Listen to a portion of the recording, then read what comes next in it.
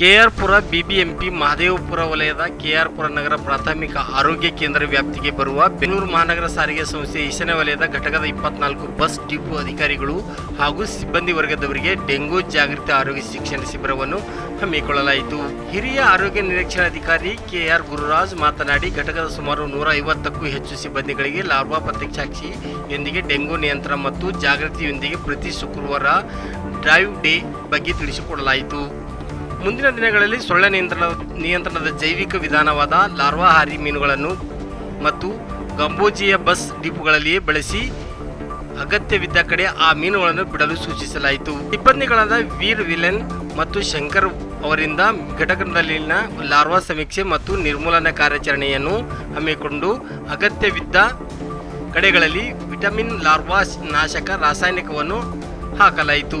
ಈ ಸಂದರ್ಭದಲ್ಲಿ ಆರೋಗ್ಯ ನಿರೀಕ್ಷಣಾಧಿಕಾರಿ ಶ್ರೀಶೈಲ್ ಕನ್ನಾಳ್, ಘಟಕದ ಮುಖ್ಯಸ್ಥರಾದ ಸತ್ಯನಾರಾಯಣ ಮೂರ್ತಿ, ಪಠಾಣ್, ರಾಘವೇಂದ್ರ, ಬಸ್ ಡಿಪೋ ಸಿಬ್ಬಂದಿ ವರ್ಗದವರು ಶಿಬಿರದಲ್ಲಿ ಭಾಗಿಯಾಗಿದ್ದರು.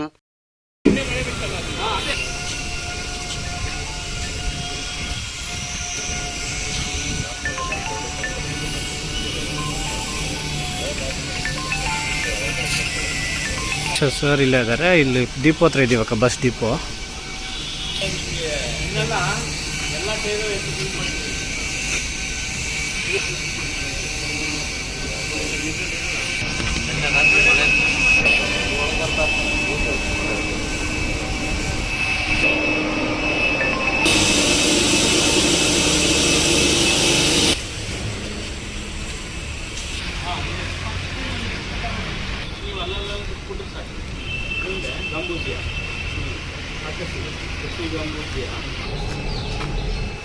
ಅದಕ್ಕೆ ತಲುಪಿಟ್ಟಿರೋದಲ್ಲಿ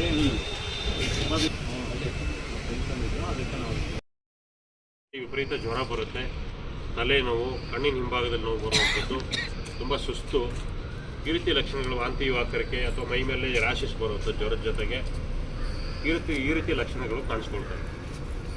ಇದನ್ನು ನಾವು ಕಂಟ್ರೋಲ್ ಮಾಡ್ಬೇಕು. ಯಾವ ಥರ ಈ ಲಕ್ಷಣಗಳು ಬಂದಿದ ತಕ್ಷಣ ಮೊದಲನೇದಾಗಿ ಒಂದು ಆಸ್ಪತ್ರೆಗೆ ತೋರಿಸುವಂಥದ್ದು ಬೇಸಿಕ್.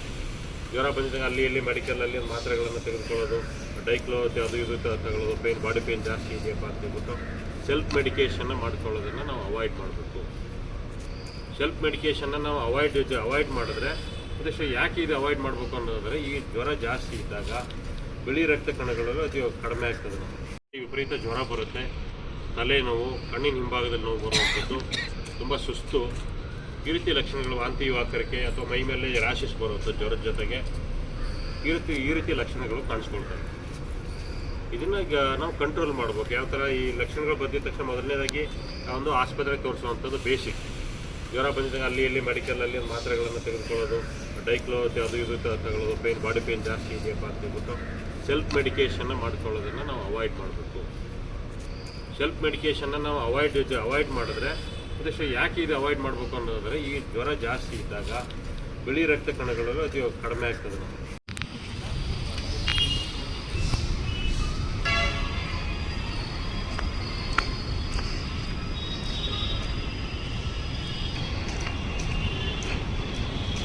ಕರ್ಸಿರೋ ಉದ್ದೇಶ ಏನಪ್ಪ ಅಂತಂದರೆ, ನಮ್ಮ CW2ನಲ್ಲಿ ಡೆಂಗಿ ಜ್ವರ ನಿಯಂತ್ರಣ ಯಾವ ಥರ ಮಾಡಬೇಕು, ಯಾವ ಥರ ಇಲ್ಲ ಅಂತಂದು ಮಹದೇವಪುರ ವಲಯದ ನಗರ ಪ್ರಾಥಮಿಕ ಆರೋಗ್ಯ ಕೇಂದ್ರ ಕೃಷ್ಣರಾಜಪುರದಿಂದ ಹೆಲ್ತ್ ಇನ್ಸ್ಪೆಕ್ಟರ್ಗಳು ಇಬ್ಬರು ಬಂದಿದ್ದಾರೆ.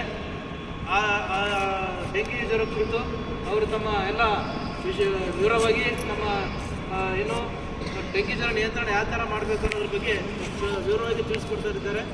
ದಯವಿಟ್ಟು ಎಲ್ಲರೂ ಸ್ವಲ್ಪ ಶಾಂತಿಯಿಂದ ಕೇಳಬೇಕಂತ ನಮ್ಮೆಲ್ಲರೂ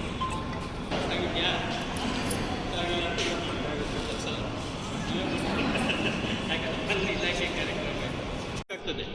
ಏನು ಒಬ್ಬರಿಂದ ಒಬ್ಬರಿಗೆ ಆಡೋದಕ್ಕೆ ವಾಹಕ, ಸೊ ಅದು ಬಂದು ಸೊಳ್ಳೆ ಆಗಿರುತ್ತೆ. ನಾವು ಅದನ್ನು ಕಟ್ ಮಾಡಬೇಕು.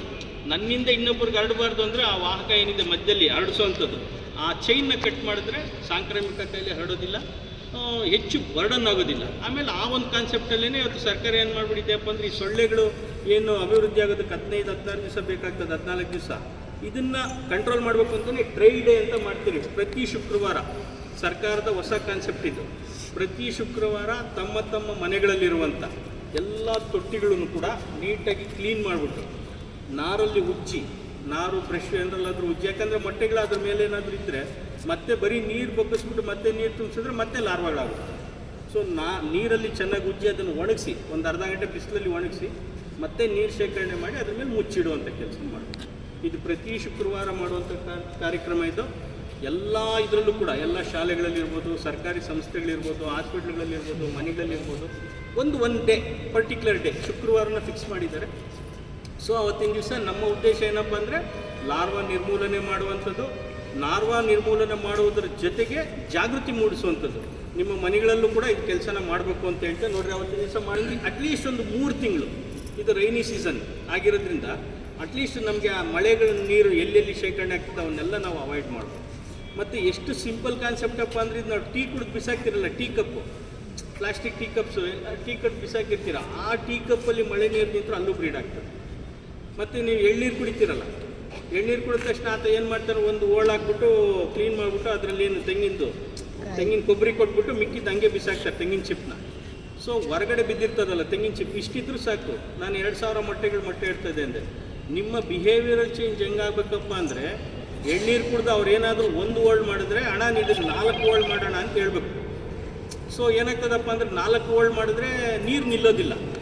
ನೀರು ನಿಲ್ಲಿಲ್ಲ ಅಂದರೆ ಅದರಲ್ಲಿ ಈಡೀಸ್ ಸೊಳ್ಳೆಗಳು ಮೊಟ್ಟೆ ಇಡೋದಿಲ್ಲ. ಮೊಟ್ಟೆ ಇಡಲಿಲ್ಲ ಅಂದರೆ ಅದು ಲಾರ್ವಾ ಪ್ಯೂಪ ಆಗಿ ಹೊರಗಡೆ ಬಂದು ಕಚ್ಚೋದಿಲ್ಲ. ಸೊ ಈ ಬಿಹೇವಿಯರಲ್ ಚೇಂಜ್ ನಿಮ್ಮಲ್ಲಿ ಆಗಬೇಕು. ಕಾಲು ನೋವ್ತಾ ಇದೆಯಾ ತಾಯಿ? ನಿಮ್ಮ ಸಂಸ್ಥೆನೇ ಮನೆ ಅಂತ